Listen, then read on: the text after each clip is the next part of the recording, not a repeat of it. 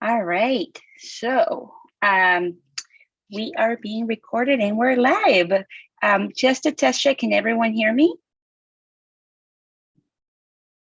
Katie, Erica, can you hear me? Perfect. I can hear you perfectly. Wonderful. Okay, so welcome for this wonderful chat and learn session today. Thank you for joining us from near and far in this little virtual world. We are going to talk today a very interesting topic, something that really should speak to our hearts, right? All those of us from an off the beaten path type of place, a non-traditional background, tons of energy coming out of this conversation, and we really hope that you walk out with something that speaks to you today and you learn and you, of course, lift other voices. In a world where climbing the career ladder is the norm, it can be easy to follow a predetermined professional path, predetermined professional path. But, cookie cutter growth plans don't conform to all of our unique strengths and gifts and desires. So I'm here with Katie Mcbratney, OwnTrail's co-founder, to talk about the ways to take charge of your professional journey and forge a path that works for you. Just a few household items. We're live or recorded. Please feel free to put questions in the chat here. And I'm going to go ahead and introduce myself. I'm Virginia Buccioni. I am the moderator and a speaker for Power to Fly. Thank you so much. My pronouns are he, shares, ella, and ellas. I am bilingual. Yo hablo español, and I am very proud to be a Latina. And I am going to pass it on to wonderful Katie to introduce herself. Thank you. What a great welcome. As Virginia said, I'm Katie Mcfratney. I am the co-founder and chief community officer of OwnTrail. I use she, they pronouns, and I'm so excited to be here. The great thing about what I'm going to talk about is you're going to learn a lot more about me through this than my intro could do justice for. But I just want to make sure, everybody can see the screen okay? I'm showing my screen all right? All right, perfect. And I want to thank Power to Fly, Erica and Virginia for bringing me in. The team is amazing, and I'm very excited for this conversation. So I'll do a little bit of talking to start, and then we'll open it up to the Q&A because I saw that you all have some really great questions that I'm excited to dig into as we go through this topic of forging your professional path. And really, the secret to it is that there isn't a secret. As we think about what this means, right? Forging your own professional path, I wanted to share some statistics that I think are really relevant in how we relate to our careers. So in 2022, a statistic came out that 44% of employees are job seekers, right? In the midst of a change, a career change moment in their life. And in fact, 49% of employees, this stat is mostly based on an American sample, but 49% make a dramatic career change. And that can be completely changing industries, going back to school, changing career structure from full-time employee to freelance, but these dramatic changes, almost half of people do that. And on OwnTrail, which is the platform where you navigate your life path and achieve your next, where you share different milestones, right? And these aspirational milestones, out of the 30,000 milestones on OwnTrail, getting a new job is number 3, and it's only behind travel and achievement. And this last one I think is really relevant to right now with this group and with this topic. And it's this statistic that came out late last year that 65% of employees say the pandemic has had them rethink the place that work should have in their life. Because often when we think about a professional path, we think only about the career and the work milestones. We don't often talk about it a lot as the fact that we're whole people all the time. And what we do outside of the workplace, what we care about outside of the workplace, the experiences that we have outside of work, the hopes, the dreams, the obstacles, the achievements, also are part of that path. So this is a really prime time to be talking about that. And I'm really glad that you all have joined us to dig in a little bit more. And I'm going to lead by example here and share that my professional path isn't how it looks. You know, I had a beautiful intro from Virginia You might have looked at my LinkedIn or other social media.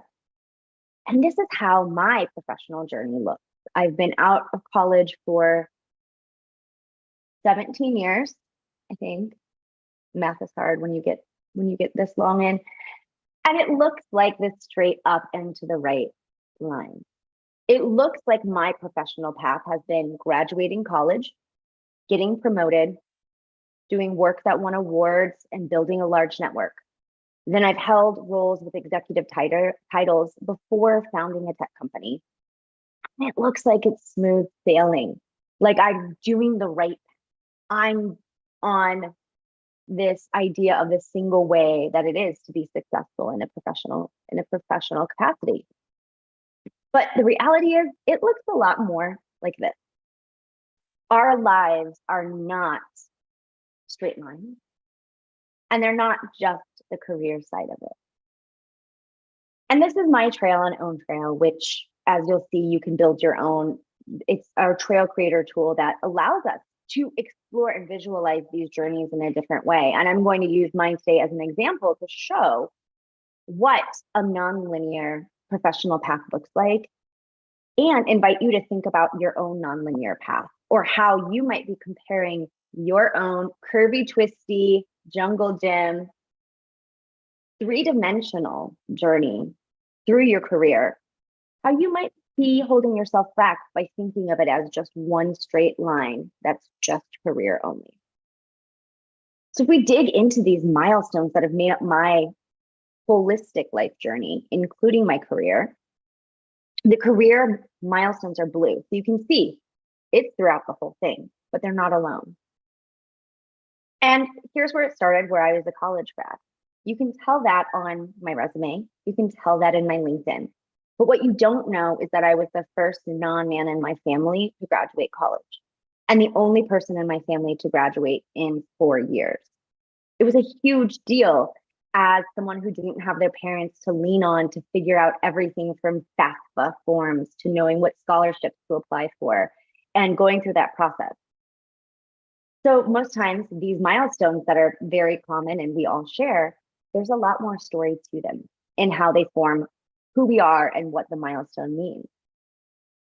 And then from there is that series of promotions, that line I showed you.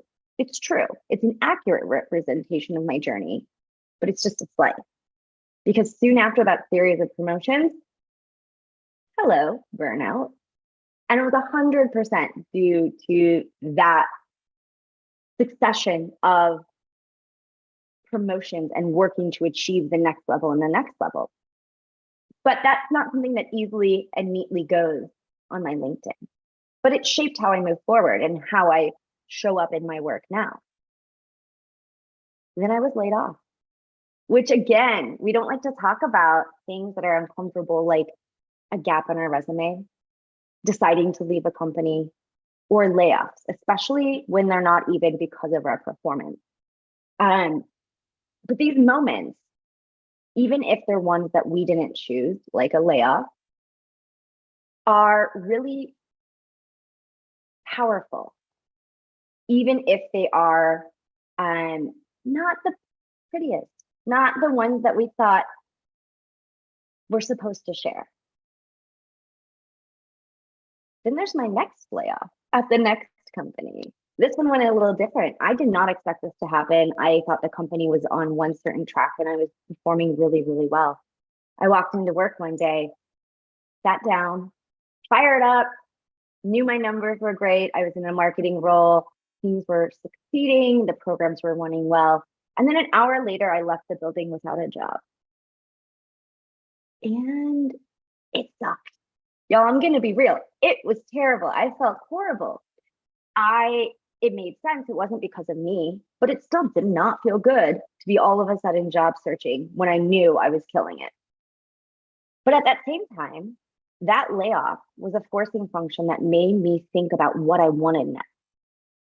And this series of promotions to burnout, to layoff, even though externally it looked like I was the picture of success, it wasn't working for me.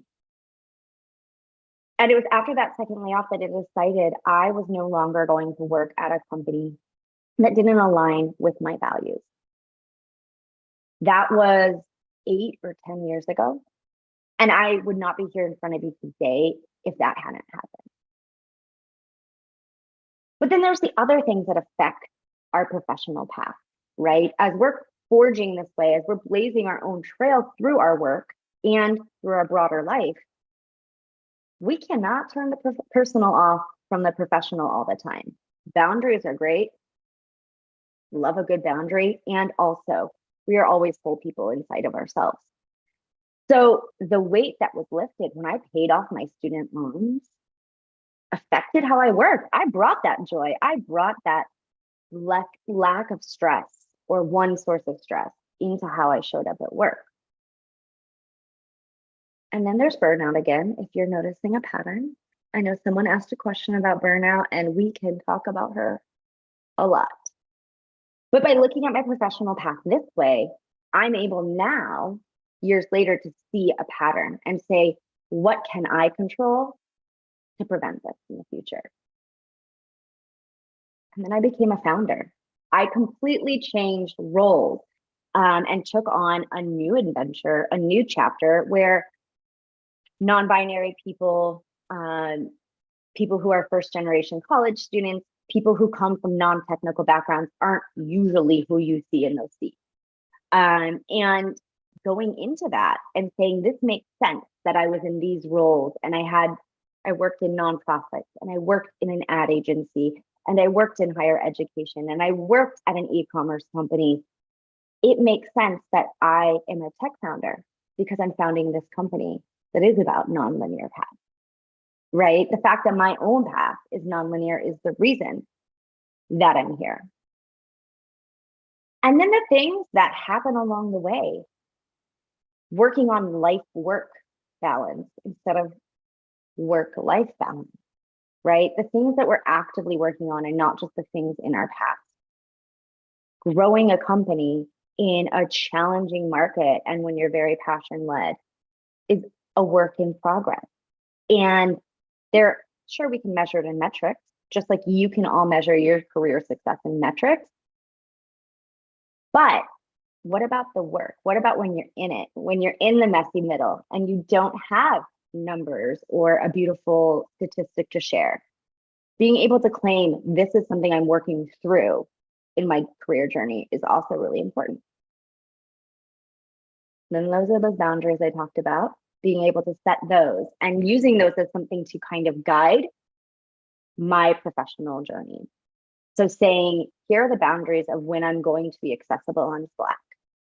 Here's when I am dedicated to family time. And if it's not burning down, it can wait a couple hours. And figuring that out for myself and with a team.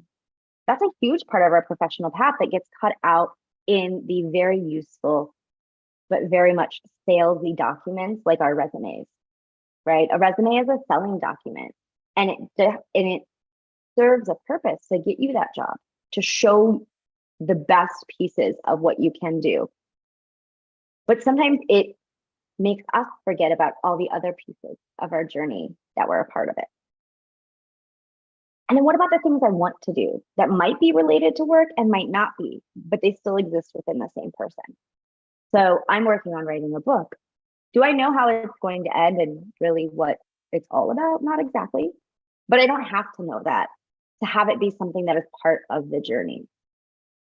So if you look, this is a lot messier, but it's a lot more real.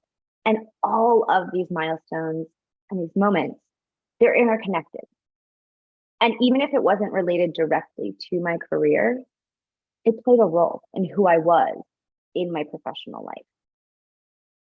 So why did I just share all this? Why did I just pour it all out to a room of virtual strangers? Well, it's because owning your story, your full story, allows you to be more than your resume. And that allows you to, yes, build that career you want, forge your professional path, not this idea of a perfect one or the right one, but it really allows you to build the life you want. And so by zooming out sometimes and looking at how we're approaching our career from a holistic standpoint as our whole life can give us quite literally new perspective on what our strengths might be, what our values might be. It allows us to pull confidence from the things we've overcome. It allows us to spot patterns. And for me, at least with the burnout example, change my behavior. And it also allows you to look at new possibilities. Maybe by zooming out and looking at what excites you, you realize that you were pulled to your industry because you loved being able to be creative. And that's where you should look for your next role. Maybe you find out that you really like the doing of your work and not the managing. You like to collaborate with people instead of be a people manager. You can pull out those themes from other elements of your life and see what these threads are that are connecting your broader journey and bring those into your career, into your professional path to serve you authentically. So with that, I would love to open it up for questions because I know there were some juicy ones out there. And Virginia, I will let you take it from here. Yes, well, what a powerful conversation. I really like that. You touch on some very interesting points, that are worth highlighting, like no shame on setting setbacks. It's okay to acknowledge that some setbacks suck. Toxic positivity is the worst thing you can do for yourself, right? And then you got to see these setbacks as opportunities to do self-discovery. It's important to align with our values. Burnout is real. You got to be aware of it because that's a real setback. We got to know what we can control to prevent patterns. And it's okay if we cannot control some things, right? We figure them out. Taking risks is okay. And so what if it doesn't work? We have to occupy the space, ladies. We have to. Setting boundaries is key for authentic growth, and it's very key for self-care. And always think of those pieces of your journey that are beyond your resume, right? Do all those things that bring you joy along the way, because all aspects of this journey are connected, right? And so all should be highlighted and explored. It has to be your own story. No such thing as a perfect or right one. We can build the life that we want, and self-reflection is important for growth. I think that those are like the biggest things that were the takeaways for me. I hope that everyone shares that. We're getting amazing comments, and let's go with the questions from the audience. Katie, what has helped you forge your own professional path? What advice would you give to your younger self? That's such a good question. Love it.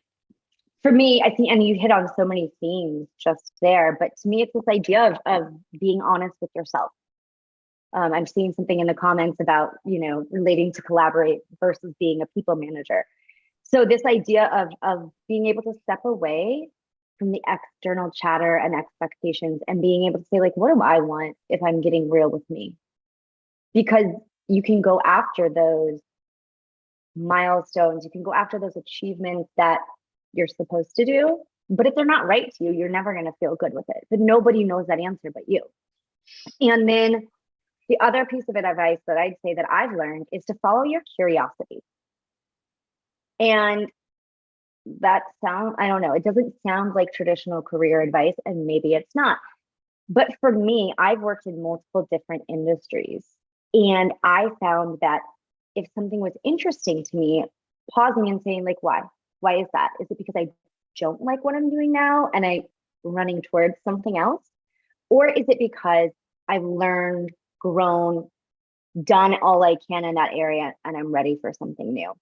And it might be that you're curious in the same area. Perhaps you're a content marketer and you love it, but you might follow your curiosity into different roles within that or into different industries.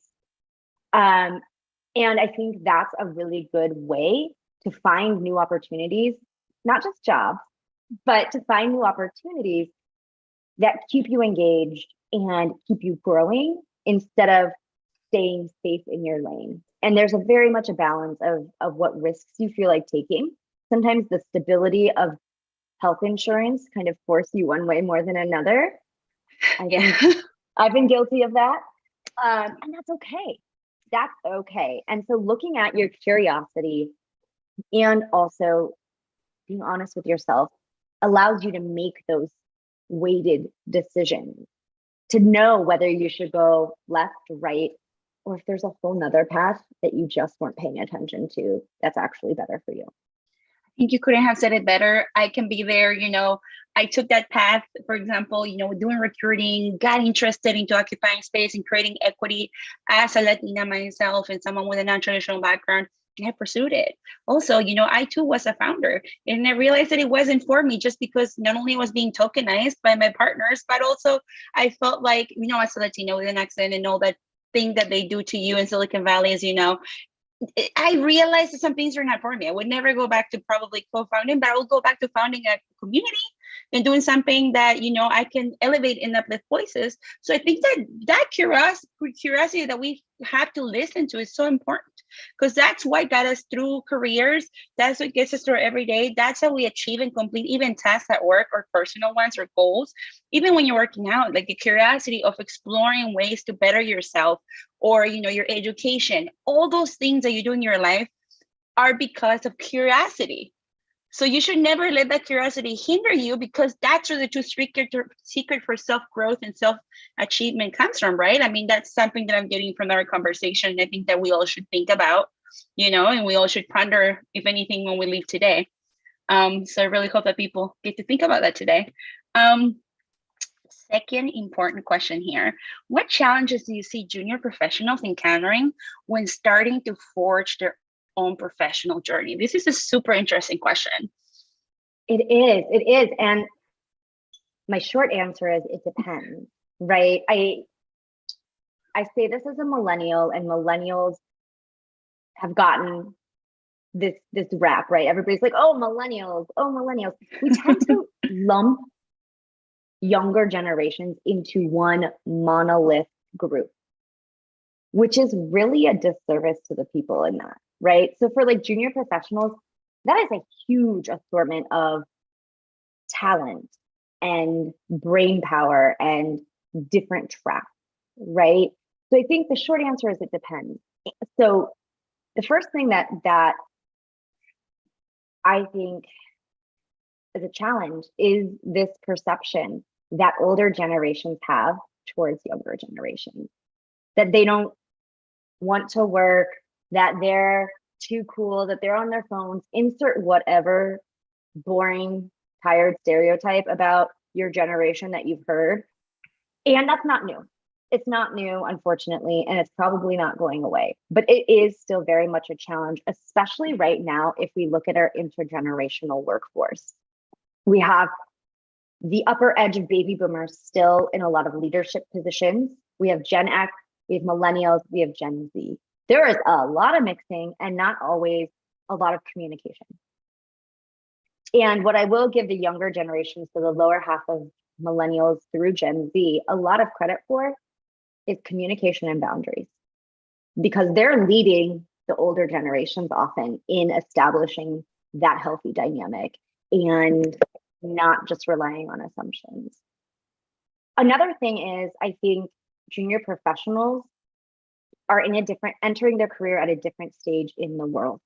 Mm-hmm. So whether you're just graduating college or making a pivot in your career right now, you are entering at the, season 6, episode 5 of a pandemic, with the economy doing whatever it's doing, with the climate crisis, right? So like that's very different than somebody who is 30 years into their career and the mindset and the different things that they were thinking about. So I think that there's also a lot of global awareness that is an asset for junior professionals, but also means that they're not coming in at the same mental kind of, not the same entry point in the world.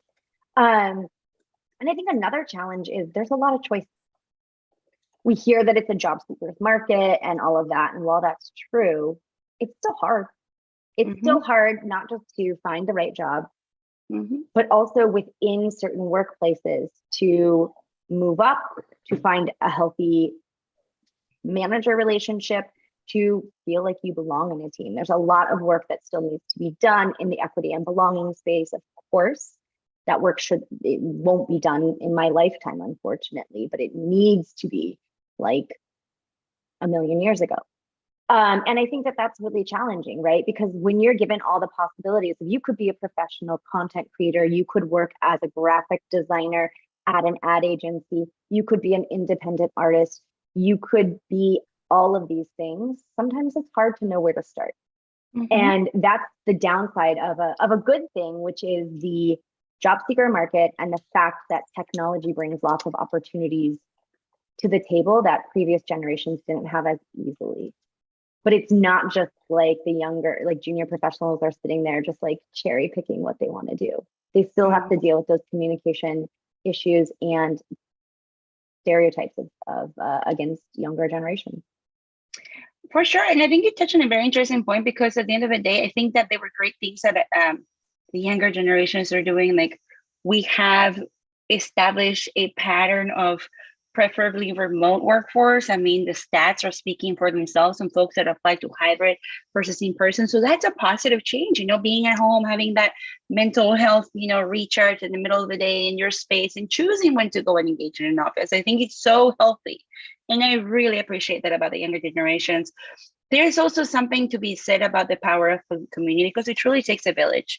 When you have that curiosity to explore that one side of yourself and how to make it profitable in the career, there has to be someone out there. And with technology, which, you and I were in like mid-30s, right? We were in like the tail end of that, with like not much online that can help us, and not much on that, no LinkedIn, right? So I think that now we have communities like Power to Fly, we have LinkedIn, we have the internet, we have, social media. We can reach out and we can explore about how to make our passions profitable and how to also integrate them with our day to day. So I think that, it's super important. It's kind of like a gift right now, silver lining, with that whole working from home movement. I really hope that we all can like learn a little bit more about that, and we can truly explore our passions like you did. I mean, you ended up with your own place, and you ended up, fulfilling a lot of parts of yourself, or like even bettering people, right, with your products. So that's amazing. Next question is, what mental blockers do you tend to see in professionals that don't allow them to build their professional path? Wow, that's a great question. Y'all are crushing it with these They're questions. killing it. Like, so good. I think I like to think about this in terms of external and internal belief systems. And there are sometimes the external factors, like you're supposed to be this, family expectations, cultural expectations, right? And that changes your mindset. And then there's also the internal ones, which sometimes are external ones that we've internalized, but also imposter syndrome, feeling lack of confidence, just feeling unclear, feeling stuck. And so I think that there's a lot of limiting beliefs that we hold ourselves back by. All of us, myself included. I think it's a very human thing to realize that sometimes you get in your way the most. And in thinking how to move past those, it also starts with yourself. It starts with, again, reflecting, accepting, right? Acknowledging like, oh, wait, maybe I could do this. And oftentimes I see this, and I have the privilege of access to the trails of thousands of people as data points for this. But often, sometimes people won't get started because what they want is so big that they're like, where do I even begin? Or one day I'll get around to it. The I'll get around to it problem. And it's the belief that what you have to do right now, and usually for anybody, especially for women, you wait to do those things for you until you finish doing the things for others. And I would say specific to this group, and really knowing as a member of Power to Fly and a part of the community, that's a big one that I see that is within our control to change, is to say, at what point are you putting yourself off? And is that mental barrier what's holding you back? Are you waiting to take up space in the room because you're holding space for everyone else, but no one is holding it for you? And looking at that and your choice in some of those things. Women are socialized as givers, as nurturers, as the caretakers, and there's beautiful components of that. And often it means that we are putting ourselves last. in the Mhm. workplace, not just at home, and saying, oh, wait, no, I'm too junior. I can't speak up. Or I have an idea, but that's my boss's boss, so I can't talk to them. And I think stepping into our power authentically, respectfully, right? Like that doesn't mean like go banging on people's office doors that you've never met necessarily, but it means not putting yourself last and not second guessing yourself out of an opportunity and not taking the first step, because you might change your mind halfway to that big achievement that it's not what you want, but at least you'll have gone somewhere and you can move from that point. And you can use it to mentor others. I mean, that's what happened to me when I was like, well, you know what? This is not for me. Here I am going into the next level that is like a more lateral movement, and start mentoring folks, and hopefully they listen, right? Mentorship is what matters. And I think that these conversations matter because folks learn from your experience, and that's when the ignition happens, right? I want to just, take this back a notch here. You're talking about our inner blockages, the cultural expectations, the lack of clarity that sometimes we have, those limiting beliefs. That is so important because it starts with us. And those big dreams do matter. And I think that breaking them into pieces and just reaching across, speaking to one another, going to community, like the one that we have a power to fly, are important in order for us to achieve them. No one ever started something big without having asked others for their opinions on it, and that by having mentors. And I think that the people will be surprised to know that there are folks there who are eager to mentor, who are eager to help those come up and see the world from this 30,000 foot altitude. Privilege is to be leveraged, and I think that all of us that are leading in the movement or leading of empathy, like you and I, we exercise that every day, right? Like leveraging that to bring women in elevating their voices and expanding them and amplifying them. So don't be afraid of reaching out and reaching across. Email people, ask them questions, break your goals into like the most smallest comfortable step you can achieve, and keep going. And I think that's the secret sauce. Yeah, and you bring up mentorship and not being afraid to ask. I've never had a formal mentor in my life, but I've had countless informal mentors. Like mentorship doesn't have to look a certain way. I think that's a really valuable point. And then also to the power of putting the ask out there. I wouldn't be the co-founder of OwnTrail if I hadn't met my co-founder, Rebecca, who is amazing, my work-life partner. I met her at a networking event and we talked for maybe 3 to 5 minutes. And I thought she was so cool and interesting. And I emailed her as a grown adult in my, what was I? I was like 35, 36. I emailed her and I said to her work email, from my work email. And I was like, I think you're really incredible. We didn't get to talk as long as we wanted. Would you like to go on a friend date? Like I literally called it a friend date in the email. We should have saved it. It's such a meet cute. But like that's all it took. And here we are, we OwnTrail launched 2.5 years ago, but we worked on it on the side and in nights and weekends before that. So here we are, little over 3 years later. But all it was one quick conversation and one email. The worst thing she could have said no was like, oh, I'm sorry, my schedule's packed. Maybe I'll see you around. I would have been fine. And she honestly, you bring the best point, which is be okay with being rejected. Be okay with failure. I mean, the first Latino in space was rejected 11 times from the program. It's crazy. And I think that that's the most beautiful thing, because that man is determined, and now he mentors other folks. And the other thing that you touched on that I love is that non-traditional.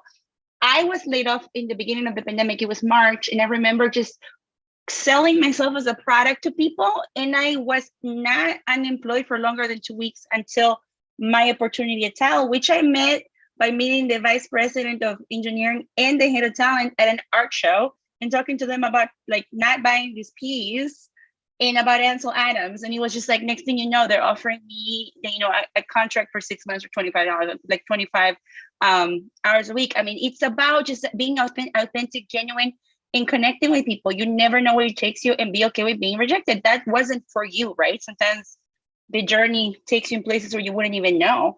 I love this question personally because I want to hear your opinion. Your product is all about this. what goal setting techniques can you help me articulate and pursue my aspirations? That is so powerful. If I had a perfect list to share with you, I would be sitting on a beach somewhere, not having to work, because I think that there isn't one right answer, right? And if anybody came up with one that works for everyone, they would be an instant billionaire. All that to say, though, I think of it like a toolbox. And I think it's a useful metaphor for this, because we're all going to have different tools and we can use the same. Like everybody probably has a hammer, just like everybody probably has a to-do list. Everybody probably has some app that they like, right? You build your toolbox and accept the fact that you're going to need different tools for different jobs. And someday you just might prefer something for a while. You might be like, you know what? I think this is a job with a screwdriver. And you realize you're using that mostly. And that's okay. So your habits are going to change when it comes to your processes and your tools for goal setting. And for me, I actually do better when I have a deadline. So for me, if it's a work-related goal or outcome or deliverable, I just operate better when I know it needs to be done, because then I can organize things, I can manage my energy, I can manage my tasks. Because if it's like, get it done whenever is kind of literally any time. So I don't feel any sense of urgency. So it can be tips and tricks like that. But when it comes to my personal goal, actually numbers don't help me. When it comes to my creative goals, numbers make me feel like I have to do it. It makes it feel like an obligation. So for goal setting, I think about what it is. If it's a work-related goal, having more structure around it and having accountability with a team, being like, I owe you this by Friday. If I don't have it to you, please feel like it is within your right to tell me I'm dropping the ball. If it's a personal thing, for me, it's also sharing those goals, but in a different way, and putting those feelers out there and saying like, I am working on art and I'm interested in doing an art show. For me, that works better than saying, I will pitch myself to 5 galleries next week. And just knowing those different systems will change. The other piece of advice I have, and for me, what works in goal setting is not expecting one system to do it all. You might love the Pomodoro technique for productivity. You might like doing SMART goals, right? You might like having a short list of goals that you're only working on those. But just know that that system is going to work for you until it doesn't. And that's not a failure. And that you're constantly, I think I heard somewhere that I wish I remember the number, but it was like how many billions of pieces of data we're taking in every single minute or day. Yep. We're changing with all of that. So like, it's totally natural for you to change goal setting systems, especially if they're not working for you. That's the best piece of advice I think I have about goal setting is if it's not working to help you move forward towards your goal, abandon that method, let go of it. You don't need it. Oh yeah, 100%. I think that I love what you said about the personal and professional. I can share my point of view. It's with professional, yes, like calendar helps, right? I break it in pieces, like my main goal, and I put it on the calendar. That's a deadline, have to be structured, because otherwise I would just go on like, my ADHD would just fly high. I would just go on like this more like granular view and I would forget about everything else, right? But with personal, I treat it like the gym. Like, how good am I going to feel once I'm doing it? So like doing a prep for this conversation, when I did it with our great coordinator, Erica, I was like, I want to feel amazing talking about something that I'm passionate about. So I look forward to my 4 p.m. the day before the talk. I'm going to feel incredible, just gathering energy and sending energy, exchanging knowledge and having a meet of the minds at the talk tomorrow. So no matter how busy I am today, I'm going to just perk up for it, right? So doing that feel good aspect of your goals actually helps you achieve them. It's like going to the gym, you drag it, but once you're like, in the mile run, like in the midst of it, you get that runner's high and everything changes and you just don't want to stop. So I think that that's something to be said about that. But that was a great question. The next one is, I love it. How can we tell if the goals we're setting are too ambitious or even unrealistic? Interesting. That's super interesting. I'm going to assume, and if this is your question in the chat, feel free to clarify, but Please. I'll assume that it's within the professional setting here just because of the topic. And I'd say a goal doesn't have to be too ambitious. If your goal is to be the next Oprah, that's not too ambitious because there's going to be a lot of steps to get to it, right? So you can set your goal as ambitious as feels. For me, what I do is I set it just past what's comfortable.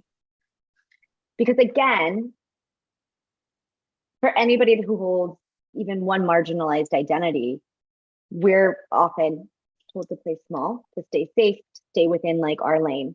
And so push yourself to push just outside of what feels like, if you feel like it's almost too big to say out loud, that's a good thing. Now, if it's so big that you feel like everybody's going to laugh at you and you'll have to spend the next hour explaining yourself, probably just dial back how you're talking about it, but dream that big. Save yourself that hassle. Because if it's really large, if your goal is like one of my goals when I was super ambitious young marketer, you know, I joke and I say I'm a recovering marketer now. True. And also true. But when I was like, this is it, this is my career, I'm going to be in marketing, I'm going to be a chief marketing officer one day. I set that goal. I did not say I'm going to do this next, I'm going to do that next. I did not break down every step. That works for a lot of people. But what I did was I would check every opportunity, be it a different role within the same company, learning a new skill, a networking event or a learning event, or also when I was looking at career moves, I would say like, will this help get me closer to that? Because I didn't exactly know all the steps to go from, at the time I was, I was a producer at a digital ad agency. And I didn't know paths of people who had that role. I hadn't seen that right path. So instead of trying to like map it to exactly what steps to recreate, I evaluated every step toward that goal as saying, is it going to move me a little bit closer? And so that's why I say like dream as big as possible. And then hopefully you'll be like, what for me, like I achieved it. And then I was like, okay, but now what? Right? Yeah. Because that's the reality is when you achieve your goal, we're very geared to thinking like, what's next? Because we're achievement based. But that's the beauty is like, set it big, name it, call in people to help you. We love this. Like at OwnTrail, this is like we geek out about it all the time. But it's like, dream big for yourself, have big ambitions, have big aspirations, and then goals set to get your way there. And it's okay if you change your mind in the process. Because again, you'll be making progress and getting somewhere. And you might end up knowing something completely different about yourself that you want to pursue further, and then you abandon that boat and you go into the next one. Yeah. And also, I'm curious for you, Virginia, like for me, if I set a goal too low, like I'm even thinking measurable within my career. Like if I say I'm going to have 20 people attend an event, if I set it too low and it's almost too easy, like it doesn't feel fulfilling. But if I'm like, I'm going to aim reasonably aggressive, it gives you a little bit more fire to like figure it out and work a little bit harder and get more creative. So for me, I think of it like, what am I getting out of the goal? Is it a box to tick? Then I'm not going to dream extra big and make more work for myself, where I'm dreaming big on the things that really matter. And you don't have to make yourself swamped with work to achieve those amazing goals that might seem unrealistic. I mean, I have put myself goals to hire a UX designer in a week, and I ended up closing the role in 11 days just because it was a little bit longer. It was a business week longer, but at least I did it in 2 weeks. That's like unheard of in a lot of organizations. And that's because I like to do that. It got me so fired up, and like I was just so full of energy. I would like crush it at the gym when I was going through that sprint of mine. I was having the best conversations, reaching out to C-level and giving ideas. I even created like a pie chart over like, what does the UX UI community look like? Just because I decided to do an unrealistic goal, and like that actually added more value even to the way I do recruiting. So of course it's scary, but it's fun. I mean, nothing that you ever achieve in this life is easy. I mean, I think all of us had to take SATs in high school. That was not easy. And looking back, we could crush them if we wanted to, or those of us that had to play sports, and you were just being like, crushed by a coach all the time, you got somewhere and you made it. And those are the memories you take of yourself for discipline and for, achievement and focus. So I think that there's something to be said about making it just a little bit tight for yourself, but just, that runner's high you get in the middle, it's just, wow. It is. I mean, it is. And you're not going to hit every goal. Like sometimes things happen, I have failed so many times.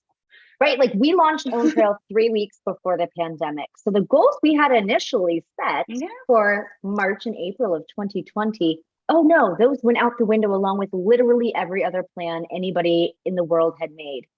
Right. And so like, I think not hold yourself accountable to goals and the progress towards them, but it's something you're aiming for. It's what you learn along the way. It's what you take with it to the next goal that's valuable. Of course, like sometimes performance is measured in goals. And of course, like there are different consequences, but like, just know that not everyone, I've never met in my life a single person who has hit 100% of their goals in anything. Yeah.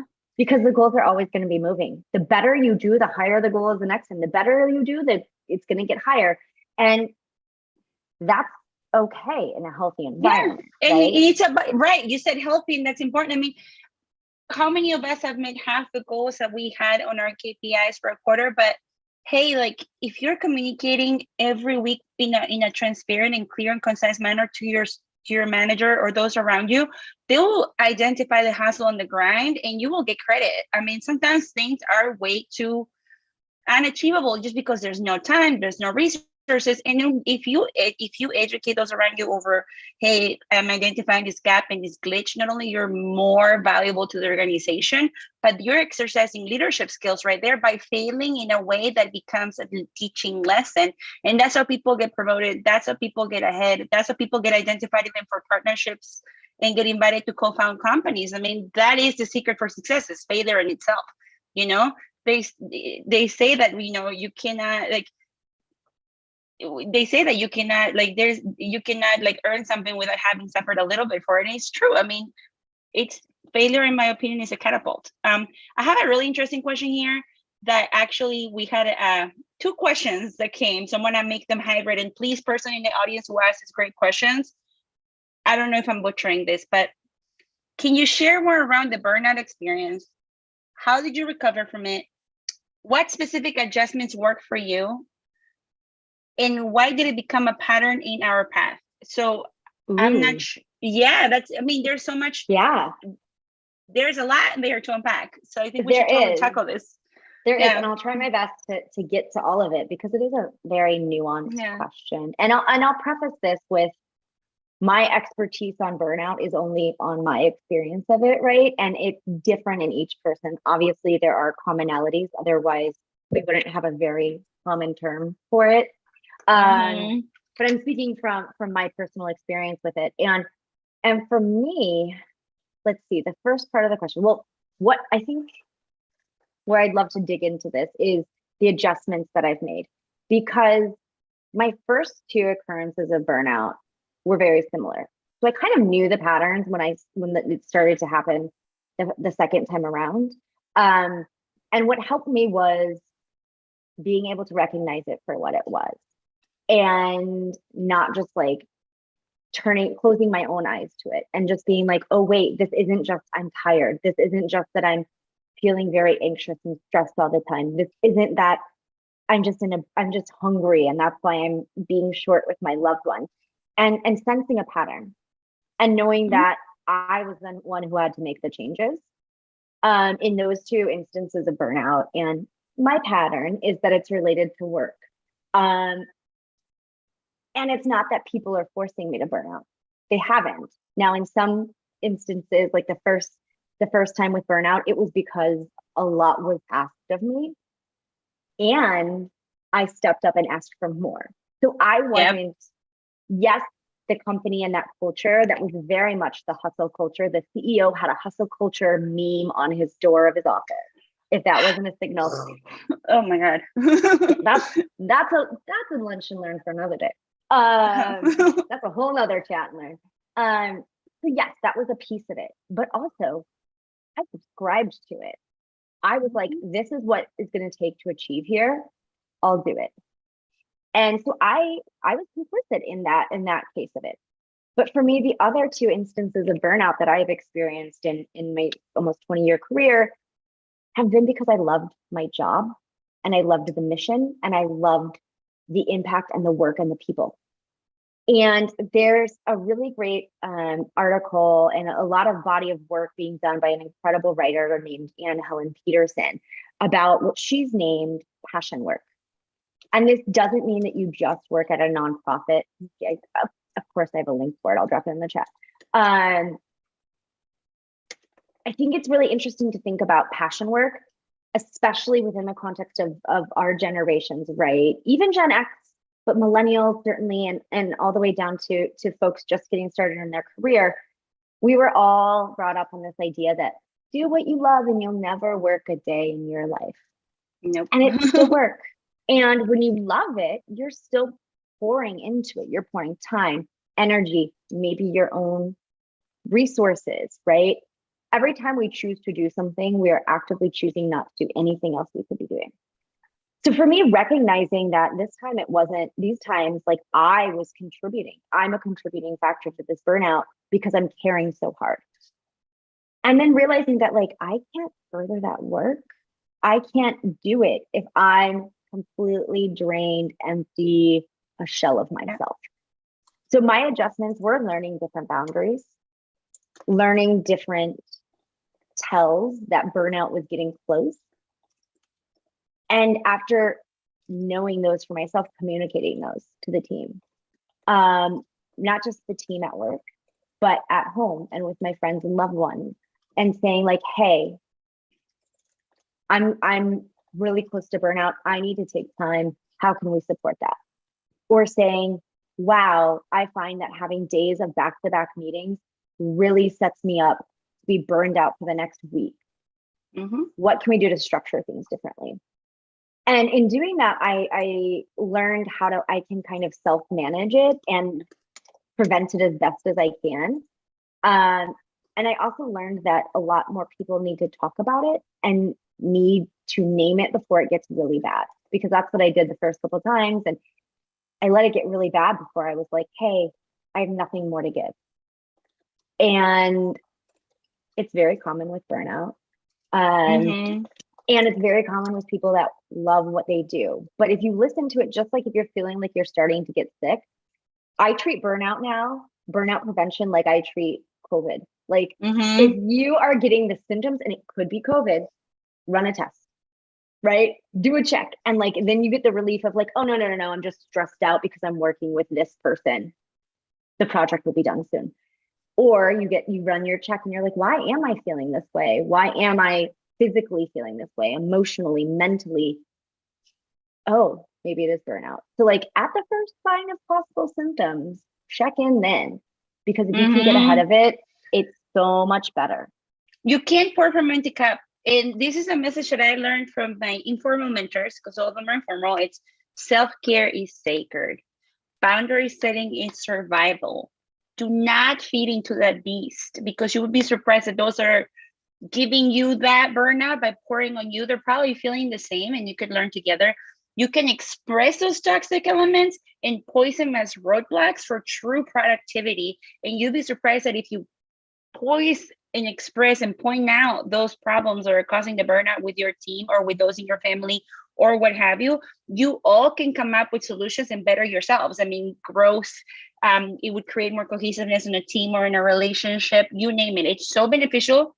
And don't be afraid, because you're never going to get nixed. We're in a world now where, we all crave that improvement, and we all are being more open about it. And if someone is toxic where they're going to have a bro meme about productivity, well, that might not be the place for you. You might want to consider changing your job. So that's a whole nother story. All right, so we are digging here in the last 5 minutes, and we are going to choose the last question here, which is really good one that we have touched a little bit on, which is how can we start forging our career path in a new industry? I recently landed my first role in sales, and I'm not sure where to start. Congratulations! Huge congrats. Yes. Ooh. I'll say that I'm like, where to start? Great question. Right. But the question I think is true regardless of what you're pivoting into. And it's you start where you are. You start where you are. And with what you know and learning what you know you don't know. Mm-hmm. What I mean by that is you know what you're coming into the sales field knowing and interested in, and what you want to learn more about. Maybe you want to learn more about prospecting. Maybe you want to learn more about closing the deal or deal structure. But what you don't know yet is what you don't know. And that's a huge area for you to grow rapidly. So whenever I've pivoted industries, and I've done it multiple times, I've worked at a zoo. I have worked at a roadside assistance app. I have worked at a community college system. It's like Pokemon. I'm gonna collect them all. But every time I go in, first I know what the skills I'm bringing to the table are. What are the transferable skills and the specific skills to that role or industry that I'm bringing? So first, kind of like know what you've got, right? Sales, my guess is you're a good communicator, you're proactive, you're good at reading people and situations, you are driven, right? So even acknowledging practical and soft skills, which can we just agree is the worst name ever? Like you might be amazing at Excel or Google Sheets, right? So think about the skills that brought you into that. Then just be a sponge, because everything else about that industry or within that role of sales that you don't know yet are things like focus on the yet. You don't have to become an expert at all of them, but you can learn about how they relate to your role. Mm-hmm. And take it from there. There you can be like, oh, that's interesting. We work with the engineers in that way. Great. I'm never going to learn to code, but that's good to know. You can find out that like, ooh, we work closely with finance on this part. That's interesting. I'm going to follow your curiosity and find out more about how they decide to finance X way. So really be a sponge and learn how your role connects to different pieces of the organization, even within the sales team. And know that you're not coming in knowing nothing. Because I think that that's a big thing, that when we start out in a new industry or new field, we feel like the new kid in school and we feel like everybody knows it all and we don't know anything. And that's not true, because you would not be in that room with that paycheck if you didn't know anything. Right. You're there for a reason. You were selected for a reason. And it's because of you and your fire. It was identified and you sold yourself like no other. So, sales is such an impactful, interesting career that you can pivot into anything else. So congratulations. I'm going to pass it on to Erica. Katie, amazing conversation. Thank you for all that you poured into the group and me. And, everyone, thank you for being such a great audience. Thank you. It was a pleasure.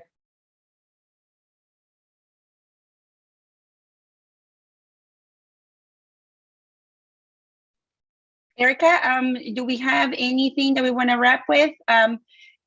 If not, I can wrap it myself. Thanks everyone, for spending time.